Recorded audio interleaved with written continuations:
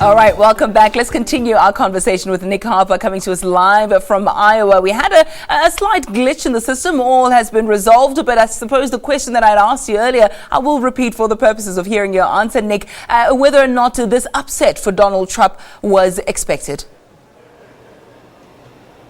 Well, if you look simply at the polls going into this election, he was leading by a country mile, 5 points ahead of his rival, Ted Cruz. So the expectations from Donald Trump and also his supporters that he was going to win. However, if you look at the back history to this whole election, Ted Cruz really had much more support within this state. The evangelical Christians make up a good proportion of the electorate here in Iowa, and those are the people that Ted Cruz has been appealing to over the weeks and months. Donald Trump tried to appeal to the evangelical crowd in the few days ahead of this vote. He managed to perhaps bring some over to his side, but Ted Cruz won through. That solid base of support really did win him the day. So it's perhaps a surprise for Donald Trump, but when you look at the makeup of Iowa, then perhaps it was to be a little bit expected. How significant is this win for Ted Cruz? Well, Ted Cruz will be very happy with this win. It is obviously the first in the nation. Iowa is the first state to decide which candidate they would like to become the nominee for the Republican Party and the Democrat Party. So winning this gives him a real boost in terms of his campaign. It gives extra momentum, extra support to his whole initiative to try and race for the White House. He will be very pleased to win this, and also it means Donald Trump has been somewhat stopped in his tracks. He spent several months boasting and bragging about how he's going to win and win very easily. So for Ted Cruz to win this one certainly helps to push his campaign forward. All right, let's take a look at the Democrats now. Inconclusive, that race, so we still don't see what's going to be happening there because it was such a close tie. But what does it mean for the Democrats? Are we going to see it go down to the wire perhaps there?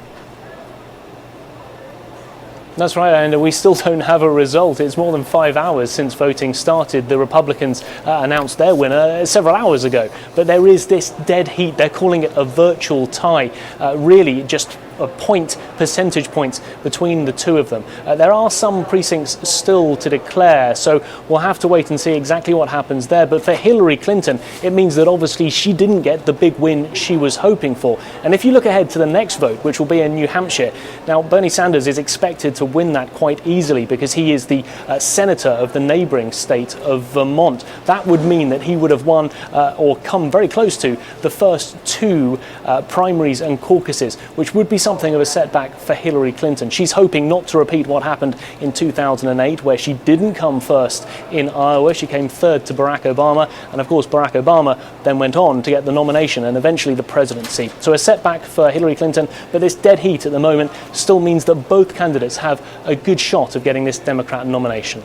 And speaking of setbacks for Clinton, I understand that she could possibly be facing charges alongside one of her subordinates for the way in which she handled sensitive state information. Do we have any indication of whether or not that will come to pass, that she would possibly face jail time?